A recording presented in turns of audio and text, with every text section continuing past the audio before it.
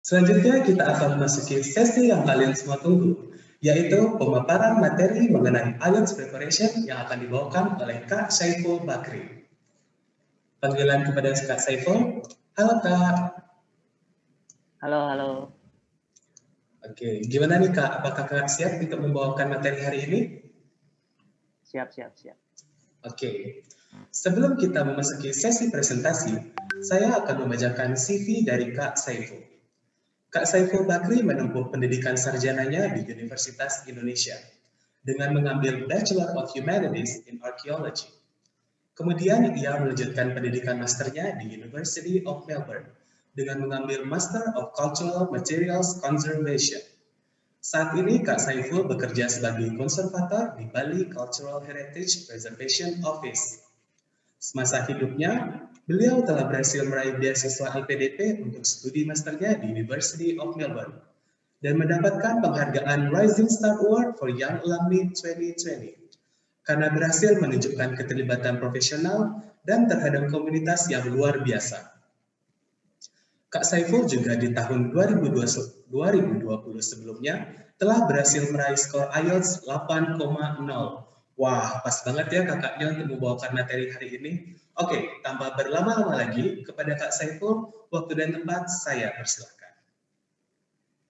Ya, baik. Terima kasih Joshua. Assalamualaikum teman-teman semua. Selamat siang, salam sejahtera bagi kita semua. Shalom, Om Swastiastu, Namo Buddhaya, salam kebajikan. Terima kasih Joshua atas kenalannya. Terima kasih teman-teman dari Scopes, Mata Garuda yang udah menyelenggarakan kegiatan Scopes ini. Semoga apa yang saya sharing, ini lebih ke sharing ya, jadi semoga apa yang saya sharing nanti itu bermanfaat buat teman-teman semua, untuk bagi mereka yang mau, kita semua yang mau lanjut sekolah ke luar negeri. Boleh di share screen, share paparan saya.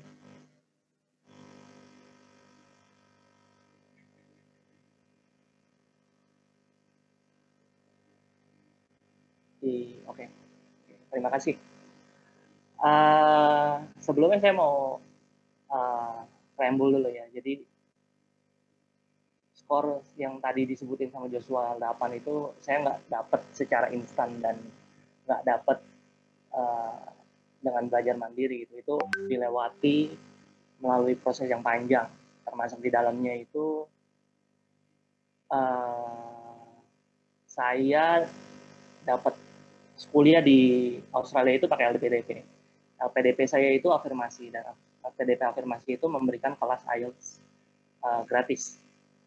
Waktu itu saya dapat di ITB selama 3 bulan, dari April 2016 sampai Juni 2016. Februari tahun depannya saya baru berangkat ke Australia. Selama 3 bulan itu pengalaman yang luar biasa dan sangat menggembleng nilai saya dari tulisan saya yang ditulis illegible sama tutor sama teachernya waktu itu. Jadi bagus lah, cukup lah skor. Waktu 2016 itu skor saya 7,5. Terus tahun lalu baru ambil lagi bulan Oktober. Jadi selama pandemi itu puji Tuhan, puji syukur meningkat skornya. Coba next. Nah, di presentasi ini saya mau ceritain tentang apa itu IELTS, bedanya dengan TOEFL apa, terus apakah wajib minimum skornya berapa. Karena saya lihat di sini kan teman-teman banyak yang belum ngambil, walaupun ada beberapa yang sebenarnya udah dapat di atas 7. Tapi ya bisa dihitung pakai jari lah yang di atas 7 ini. Yang lainnya itu rata-rata belum ngambil, saya lihat. Terus apa yang dapat dipersiapkan secara mandiri, terus tips and trik persiapan IELTS versi saya. versi Saiful ini seperti apa. Oke, next. Nah, ini perbedaan secara umum TOEFL dan IELTS ya. Jadi saya jujur terus terang lebih milih IELTS karena apa? Karena durasi IELTS ini lebih cepat. TOEFL itu 4 jam, sementara IELTS itu ya, kurang lebih 2,5 jam sampai 3 jam. Nah, terus TOEFL itu computer based, jadi sepenuhnya komputer, dan speakingnya itu ngomongnya itu ditesnya pakai komputer, jadi nggak ada examiner yang ngobrol sama kita secara langsung. Sementara kalau IELTS itu ada paper based, ada computer based. IELTS saya tahun 2016 itu paper based, tahun lalu itu computer based. Nanti saya ceritain kenapa saya memutuskan ambil computer based. Terus speaking testnya itu sama examiner, sama English speakers, dan ya menyenangkan gitu ya ngobrol sama manusia langsung karena sangat interaktif. Next. Nah, satu hal yang patut dicatat teman-teman di sini semua ya, maksudnya untuk mengejar beasiswa itu jujur perlu modal, jelas. Saya dulu waktu pertama kali IELTS itu, walaupun sebenarnya dibayarin sama LPDP, sebelumnya itu untuk masuk LPDP-nya kan saya tes dulu kan. Waktu itu masih bisa tes TOEFL ITP, jadi saya pakai uang sendiri untuk tes TOEFL ITP.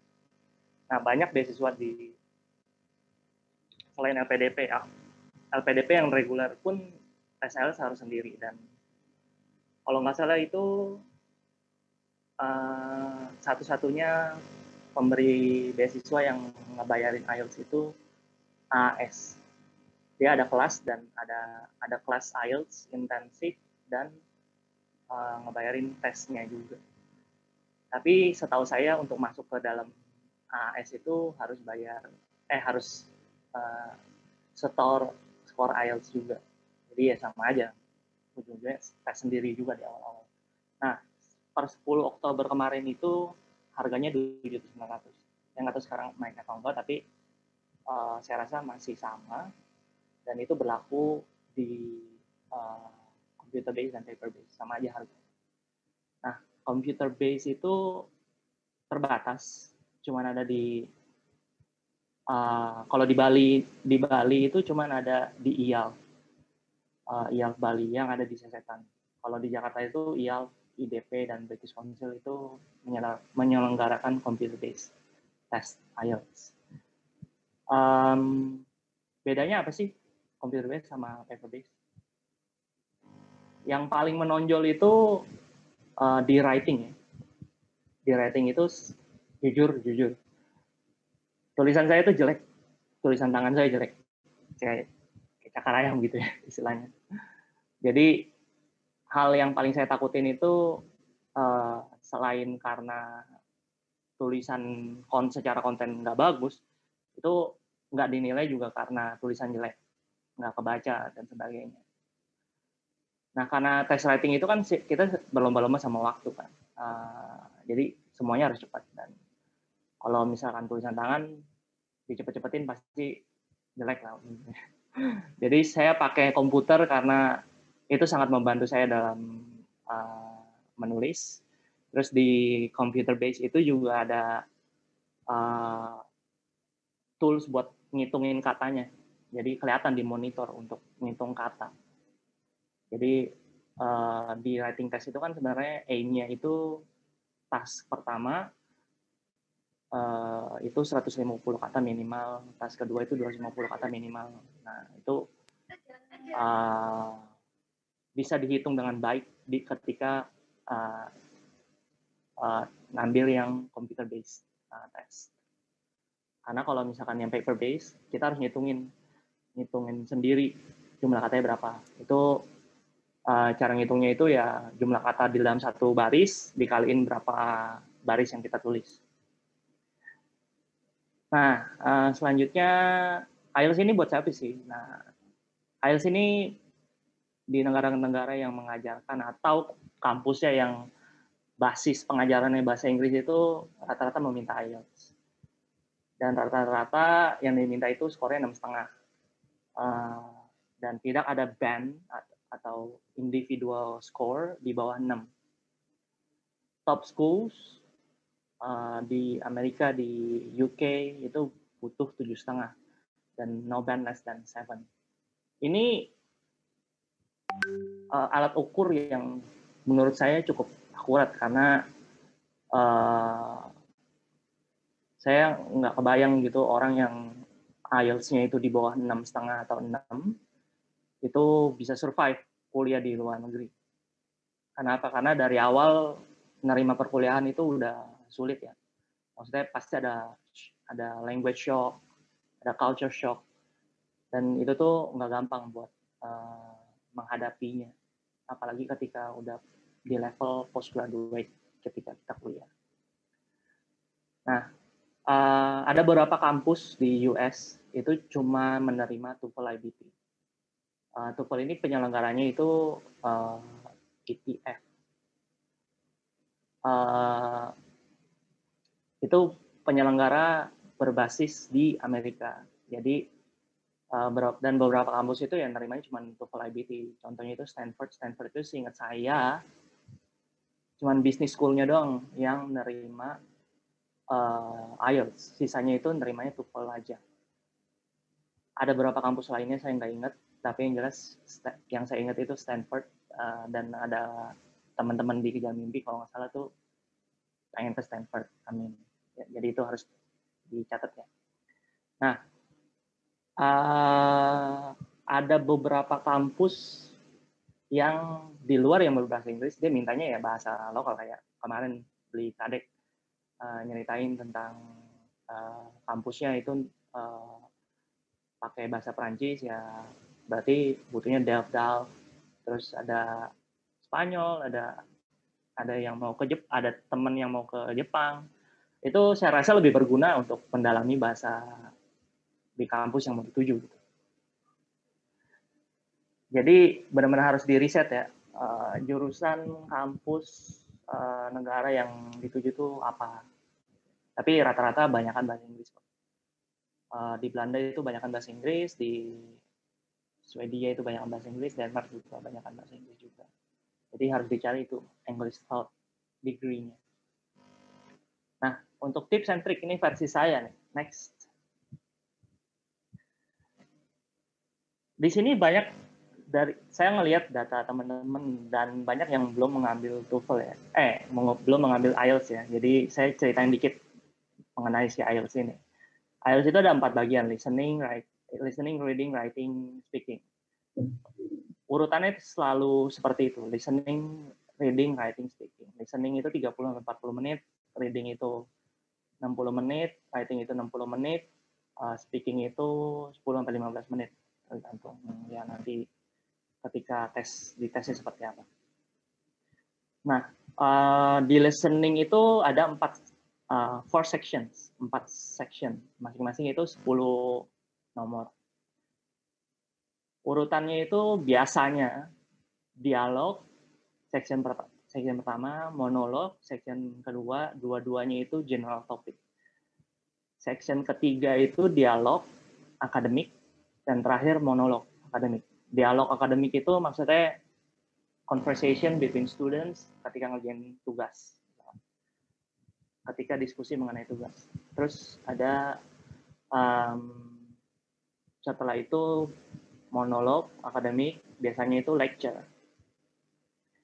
Nah, nanti kan teman-teman semua ada pada ikutan ini, ada simulasinya. Nah, di simulasi tips dari saya pertama itu cheat your allocated time. Maksudnya apa? Di permulaan listening itu diceritain, ada narator yang ngomong kalau misalnya cara ngejawabnya seperti ini. Nah, itu sebenarnya kita bisa pakai waktu untuk melihat section keempat. Karena apa? Kenapa kita butuh waktu untuk melihat section, butuh waktu lebih untuk melihat section keempat? Karena apa? Karena itu bagian yang paling susah. Itu biasanya tolak ukur yang membedakan orang yang dapat 6, 6,5, 7, 7,5 itu biasanya di daerah-daerah situ, di section keempat. Karena apa? Karena panjang, terus dia nggak kebagi-bagi. Biasanya nih kalau di section pertama itu 4 nomor di conversation, ada conversation dan dibatasin itu 4 nomor, terus berikutnya baru 6 nomor. Sementara kalau yang di terakhir itu langsung 10 nomor berurutan monolognya atau lecture-nya. Nah, itu sebenarnya waktu yang dialokasikan di awal itu bisa dipakai dengan baik untuk ngelihat ngintip-ngintip ke lecture yang terakhir itu. Untuk apa? Untuk mengantisipasi nih jawabannya akan seperti apa gitu. Atau enggak familiarize ourselves, our brain with the topic. Nanti buat yang simulasi full-nya pasti akan ngerasa itu nggak cukup banget waktu yang digunakan, dialokasikan untuk persiapan itu nggak cukup gitu ya di section keempat. Jadi harus dilihat dari awal. Di simulasi nanti itu nggak akan berasa, tapi ketika nanti teman-teman ngambil simulasi sendiri, ada beberapa yang bisa di-download, saya bisa share materinya, itu akan berasa. Nah, yang kedua itu avoid traps. Maksudnya apa? Kadang ada beberapa soal yang jawabannya itu di kata kedua atau frasa kedua yang disebutin di ketika dialog. Misalkan, apakah tanggal 13? Nah, di situ di pilihan ganda ada jawabannya itu. Tanggal 13, tanggal 12, tanggal 14. Terus ntar orang kedua tuh bakal ngomong, oh enggak, tanggal 12. Nah, yang kayak gitu-gitu tuh harus diantisipasi. Itu sering nongol. Trik-trik questions kayak gitu. Selanjutnya, don't dwell on mistakes. Ini sering juga pernah ketika simulasi gitu ya. Ketika kita sempat ngeblank gitu ya. Kita sempat ngeblank ketika menjawab pertanyaan, terus tahu-tahu udah kelewatan banyak. Nah, itu udah nggak usah dilihat lagi yang di atasnya, yang udah kelewatan itu nggak usah dilihat lagi. Fokus sama yang berikutnya. Karena apa? Karena listening itu cuma diomongin satu kali doang dan nggak bakal diulangin lagi. Kalau misalkan kelewatan satu, jangan sampai perasaan kita, aduh kelewatan, itu tuh mengacaukan soal-soal berikutnya. Nah, itu sering juga kejadian ya. Jadi baik-baik dihadapinnya. Terus IELTS itu banyak membahas topik-topik yang unfamiliar. Contohnya itu archaeology, museum science and technology studies, terus nature and animal science, terus ada psychology, yang kayak gitu-gitu tuh topik-topik yang kita harus familiar dengan, kita harus sering-sering baca dan familiarize ourselves with those topics. Karena apa? Karena ketika kita familiarize ourselves itu kita akan seenggaknya dapat 1, 2, 3, 10 belasan vocab baru yang berkaitan dengan subjek tersebut. Dan ketika kita punya vocabulary bank, itu tuh adalah di save dikit lah di otak kita. Jadi inactive, passive vocab yang kita tahu apa kata itu, tapi jarang kita gunakan aja. Misalkan rock art, conservation, excavation, kayak gitu-gitu tuh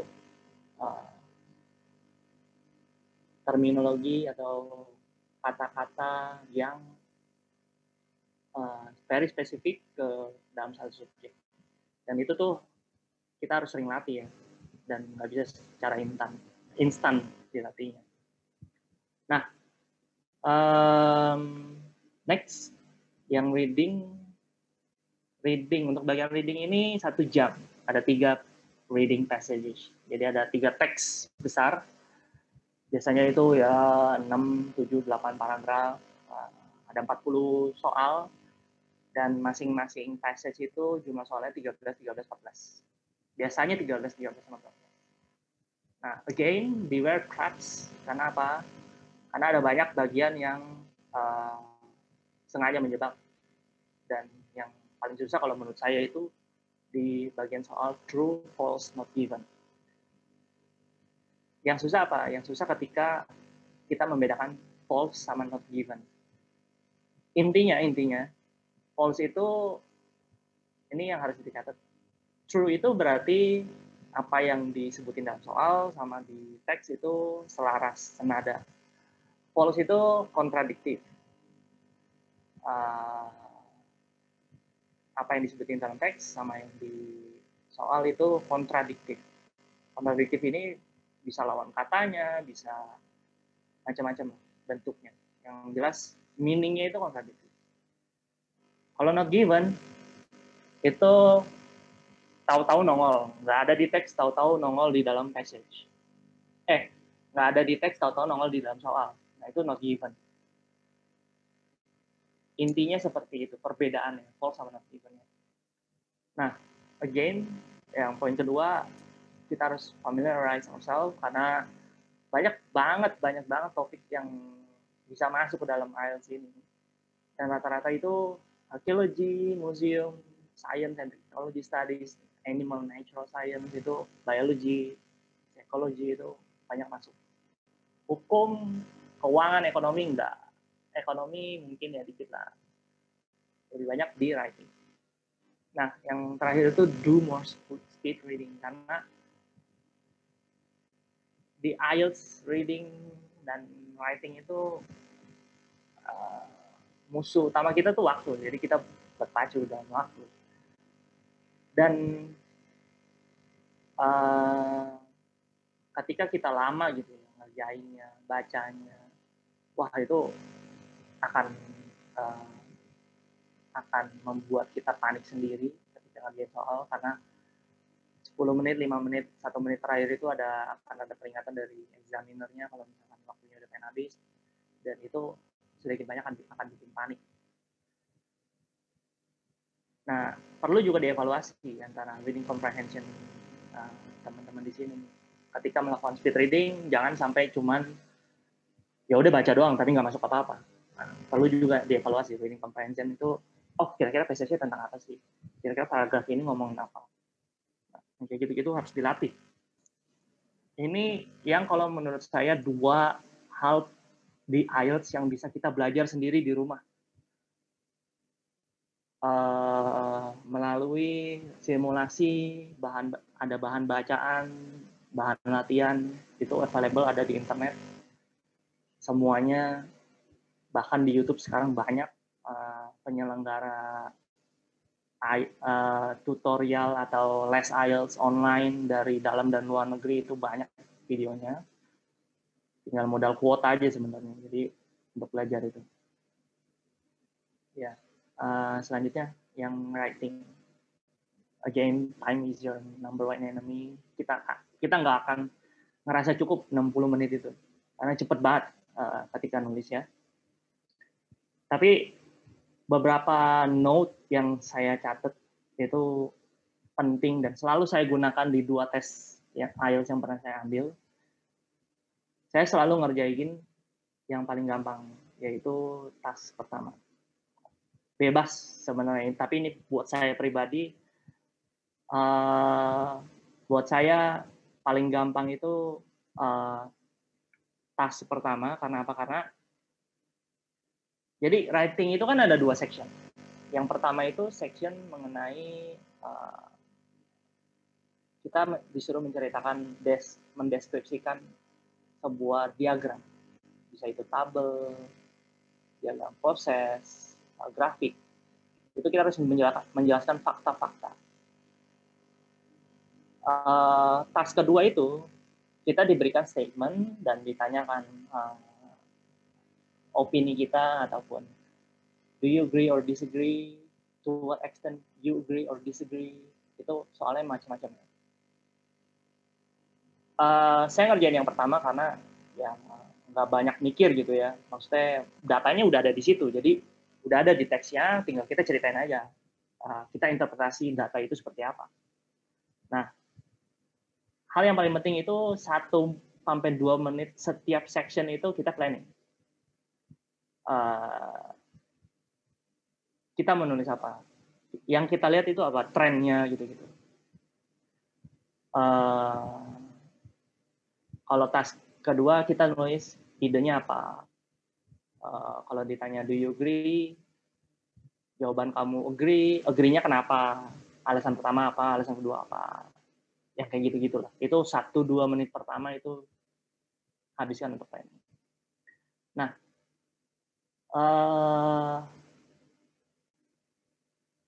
di IELTS itu coba next sedikit. Next, bukan next.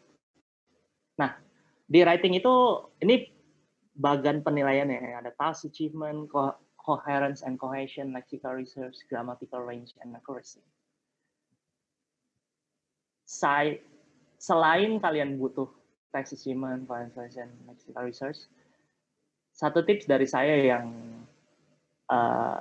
yang selama 2 kali tes itu mendongkrak nilai saya itu yang paling kanan, grammatical range and accuracy. Bisa ke slide sebelumnya nggak? Nah, saya mengupgrade tulisan saya itu melalui berbagai macam jenis kalimat yang saya gunakan. Contohnya, saya selalu pakai inversion di buat orang-orang yang udah banyak tahu tentang bahasa Inggris pasti ngerti mengenai kalimat inversion. Dan ini cukup mendongkrak nilai saya. Jadi ini kalimat yang saya tulis di tes IELTS saya terakhir ya. Rarely people fell sick from eating homemade noodle. Jadi saat itu saya dites mengenai budaya instan itu bagus apa enggak. Instan itu maksudnya contohnya ada makanan, baju gitu-gitu. Nah, saya tulis dengan jelas, saya ngambil studi kasus mengenai yang saya bahas itu makanan. Dan dalam hal ini instant noodle, saya ceritain, oh instant noodle ya nggak bagusnya kenapa, bla bla bla. Oh kenapa traditional, conventional noodle itu lebih sehat gitu-gitu. Nah, di bagian akhir kalimat paragraf ketiga atau awal kalimat paragraf keempat itu saya ceritain kalau misalnya rarely people fell sick from eating noodle. Itu kalimat kesimpulan dari paragraf yang menurut saya menunjukkan kalau misalkan saya punya grammatical range yang bagus. Nah, ada juga penggunaan not only but also untuk mengganti penggunaan and. Contohnya nih di poin kedua itu kan ada exercise is good for your body and mind. Nah, itu kan sebenarnya kita bisa ganti. Kalau misalnya pakai not only but also, berarti not only exercise is good for your body, but also for your mind. Itu tuh buat nunjukin kalau misalnya kemampuan bahasa Inggris kita tuh di tingkat yang lebih di atas lah, dan patut diperhitungkan, cukup pantas lah untuk kuliah di luar negeri gitu ya. Nah, ada juga penggunaan neither, nor, either, or, itu hal-hal yang patut kita pelajari dan meningkatkan kemampuan grammatical range kita. And next. Nah, terakhir speaking. Speaking ini kita dikasih alokasi waktu 10 sampai 15 menit. Ada 3 bagian. Bagian pertama itu perkenalan mengenai diri kita. Bagian kedua itu kita dikasih kartu, isinya itu tentang topik yang perlu kita bicarakan selama 2 menit, dikasih waktu mikir 1 menit, terus ada waktu 2 menit untuk monolog gitu ya.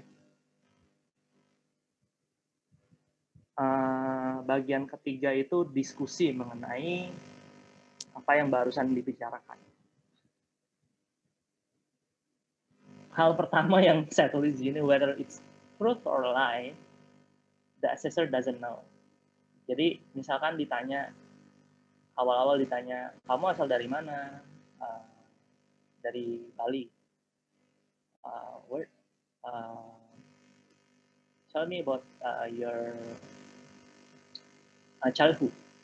Nah itu kalau misalkan teman-teman gak inget gitu ya, childhoodnya kayak gimana, itu bisa ngarang aja, ceritain aja, oh I spent my childhood with my grandpa in the rice field, bla bla bla. Itu kan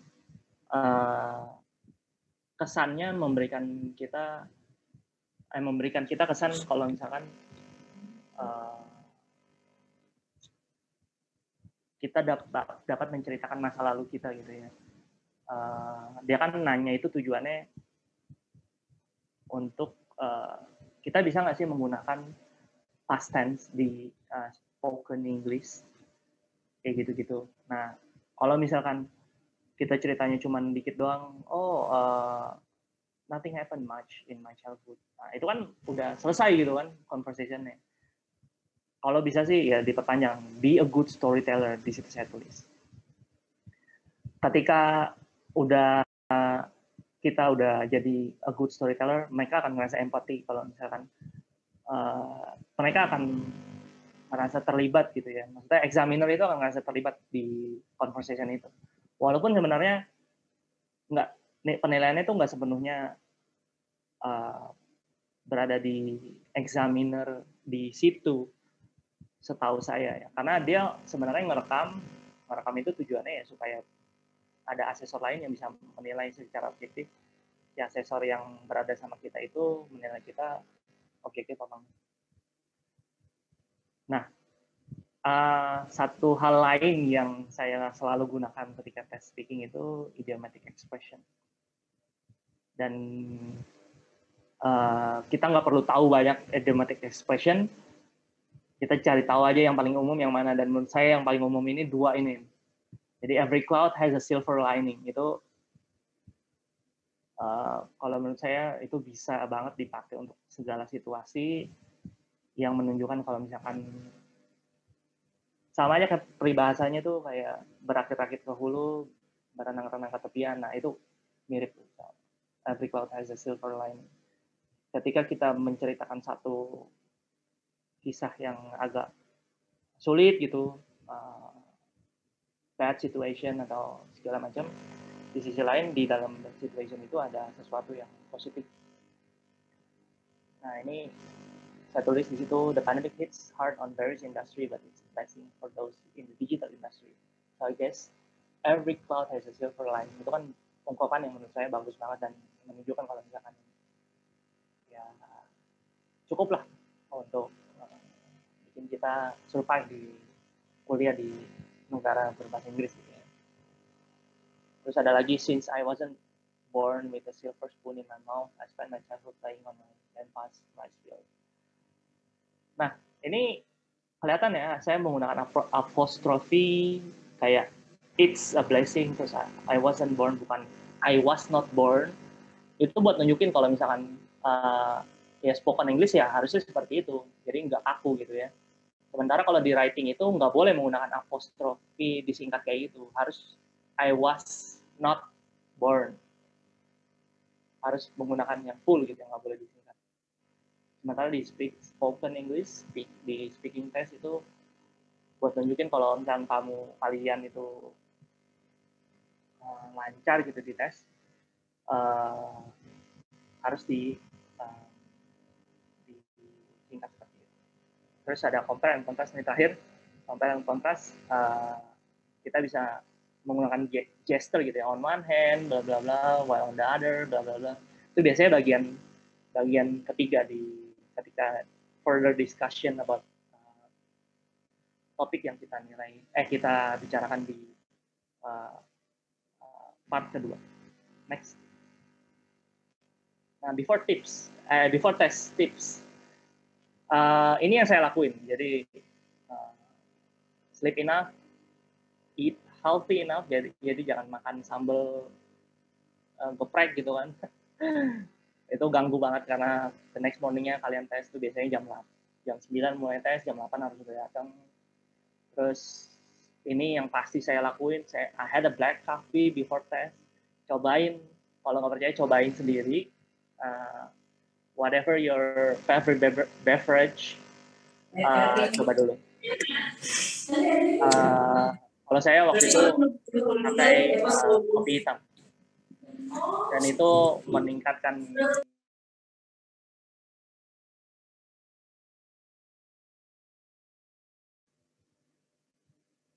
Terus yang terakhir berdoa, terus berusaha, sisanya berserah. Oke, sekian dari saya. Terima kasih teman-teman semua. Sedikit tips.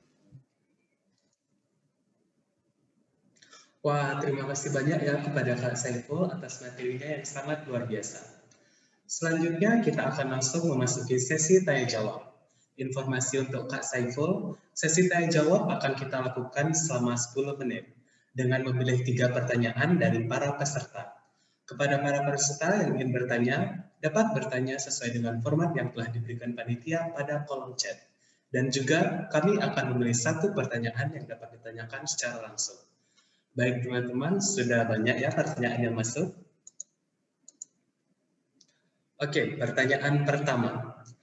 Jadi terdapat 2 pertanyaan Kak yang mirip, jadi mungkin Kakak bisa menjawabnya sekalian. Pertanyaan dari Kak Zuli dan Kak Rama.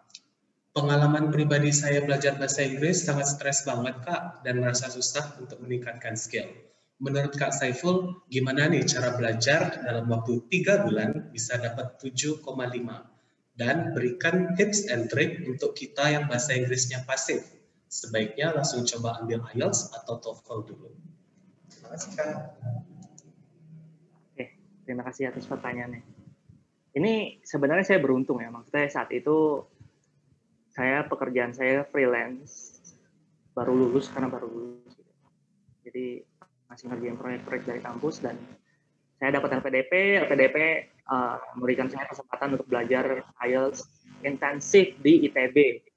Itu momen-momen di mana saya upgrade kemampuan bahasa Inggris saya secara luar biasa gitu ya. Jadi 3 bulan saya jadi anak SD lagi, datang ke ITB itu jam 7 harus sudah nyampe, balik selesai kelas itu jam 2, jam 3 kayaknya. Setiap hari seperti itu selama hari kerja ya, Senin sampai Jumat selama 3 bulan. Itu dari simulasi saya cuma 6,5 jadi 7,5, writing saya ditulis illegible sampai jadi writing saya saat itu 6,5. Ya, 6,5.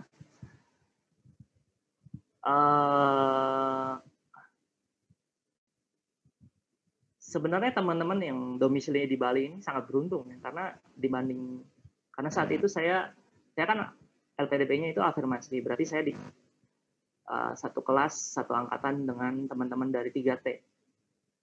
Teman-teman dari 3T itu luar biasa perjuangan belajarnya ya, dibanding kita yang berada di kota besar di Jakarta, di Bali, apalagi di Bali. Karena apa? Karena banyak banget foreigner yang kita bisa ajak ngobrol, sumber daya yang bisa kita gunakan dibanding teman-teman yang dari 3T. Dan harusnya itu nggak jadi alasan buat kita, pusing, nggak bisa belajar, bla bla bla. Karena apa? Karena selain berada di lingkungan yang tepat, perkembangan teknologi sekarang itu udah luar biasa. Tinggal belajar, tinggal kita disiplinin diri kayak gimana. Tapi kalau boleh jujur, seperti yang tadi saya bilang, untuk IELTS dan TOEFL itu tuh, TOEFL IBT itu pasti butuh partner buat latihan. Karena apa? Karena kita mesti ngelihat, kita ketika tes writing dan speaking itu kita butuh orang yang menilai kita. Nggak bisa kita nilai sendiri kan. Untuk listening sama reading kita bisa ngelihat akurasinya seberapa tepat kita menjawab pertanyaan. Tapi untuk writing, speaking itu kita butuh partner yang lebih baik ya bahasa Inggrisnya. Itu bisa dari les, bisa dari macam-macam lah. Susah. Kalau menurut saya akan sulit untuk belajar IELTS itu benar-benar semuanya 4 partnya sendiri. Kecuali udah ya 8 jam dihabiskan untuk ya IELTS itu sehari. Sementara teman-teman di sini kan pasti ada yang kuliah, ada yang kerja. Nah, itu kan pasti butuh komitmen lebih kan. Nah, sebenarnya banyak les IELTS sekarang available online via Zoom itu saya rasa sangat membantu teman-teman di sini dalam saving energi. Jadi kita nggak perlu ke tempat les, tinggal pakai laptop dan connect ke internet sudah bisa les gitu ya. Ada banyak sekarang kok nggak terlalu mahal. Ada yang luar negeri, ada yang Indonesia punya, terserah yang mana. Saya rekomendasikan ambil yang Indonesia punya. Again, saya mau stay di sini. Yang namanya cari beasiswa itu yang nyari yang benar-benar 100% gratis, kita nggak keluar modal sama sekali itu jarang saya rasa ya. Kita seenggaknya harus keluar modal buat ya les, buat persiapan, buat tes IELTS. Baik Kak, mumpung kita sedang membahas tips and triknya, ini ada pertanyaan kedua dari Kak Aditya Dananjaya. Kak minta tipsnya untuk writing atau speaking yang topiknya kita tidak tahu atau familiar. Untuk yang writing ya, writing itu kita nggak mungkin dikasih topik yang writing dan speaking saya rasa deh. Nggak mungkin dikasih topik yang kita tuh nggak familiar, nggak ngerti. Karena apa? Karena tes yang diberikan itu sengaja didesain untuk segala kalangan, segala jurusan, nggak peduli jurusan kamu apa. Selama kamu punya kemampuan bahasa Inggris, kamu pasti bisa ngerjain. Nggak mungkin gitu ya dikasih kasus topik mengenai kebijakan publik di negara X. Pandangan kita seperti apa? Nggak mungkin kayak gitu. Karena itu terlalu spesifik ke dalam satu disiplin ilmu. Sementara yang dites di sini ya akademik.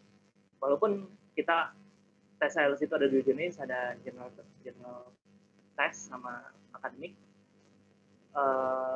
Tapi akademiknya itu topiknya itu general. Dan kita semua bisa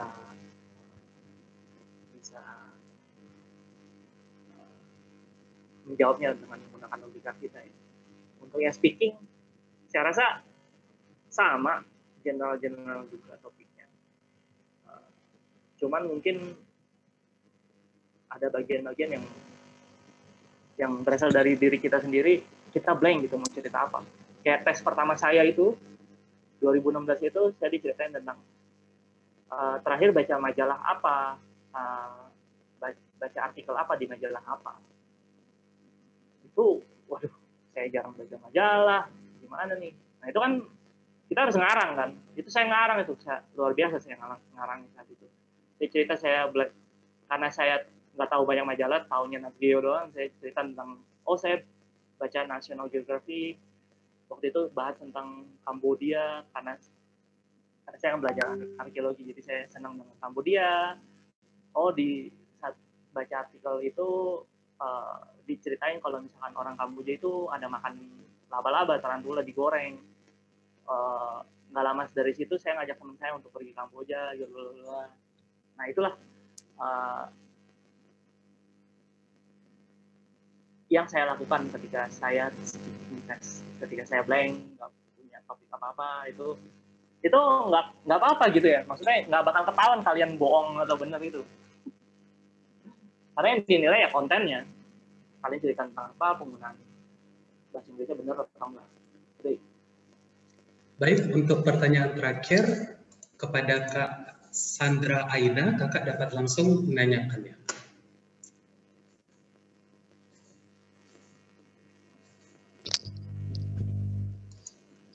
Terima kasih Kak telah memberikan kesempatan kepada saya untuk bertanya langsung kepada Kak Saiful. Perkenalkan, nama saya Sandra Aina. Saya izin bertanya bagaimana Kak caranya supaya kita untuk konsisten dalam belajar bahasa Inggris, yaitu seperti contohnya untuk mengikuti tes TOEFL dan lain sebagainya. Tolong Kak berikan motivasi supaya bisa konsisten dalam mempelajari bahasa Inggris. Terima kasih Kak. Buat Sandra ini masih kuliah atau udah kerja atau udah lulus?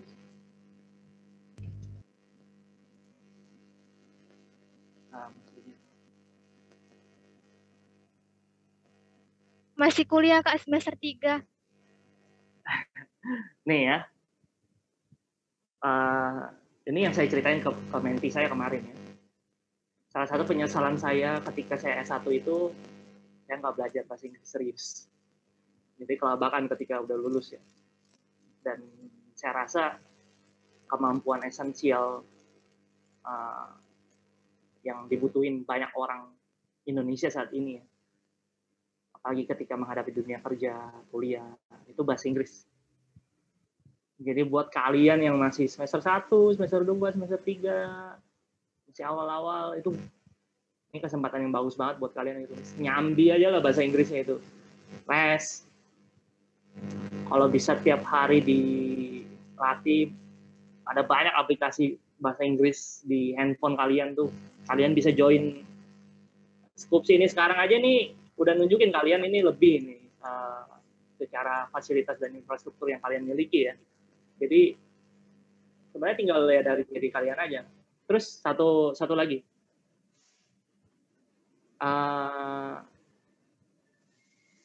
mungkin kalau misalnya punya uang lebih ya les lah bahasa Inggris, general training atau academic writing atau apapun itulah yang berbayar buat seenggaknya bikin kita komit gitu. Gue udah bayar nih.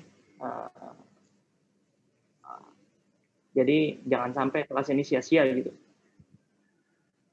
Saya kira itu sih. Ya, tadi yang saya ceritain pokoknya yang saya sesali itu saya nggak belajar bahasa Inggris dari semester 1 saya S1 dulu. Dan menurut saya itu nggak patut diulangi sama teman-teman di sini. Jadi start as early as you can karena kamu akan tertolong di situ. Terima kasih Kak. Semoga teman-teman semua termotivasi ya. Semangat! Baik, karena keterbatasan waktu, kita harus mencukupkan sesi tanya jawab kita kali ini. Karena akan ada materi selanjutnya yang juga tidak kalah luar biasa. Kepada Kak Saiful, sekali lagi terima kasih untuk waktunya. Tanpa mengurangi rasa hormat, apabila kakak memiliki kepentingan lainnya, diperkenankan untuk meninggalkan Zoom ini. Terima kasih Kak. Terima kasih, semoga menginspirasi teman-teman semua. Pasti bisa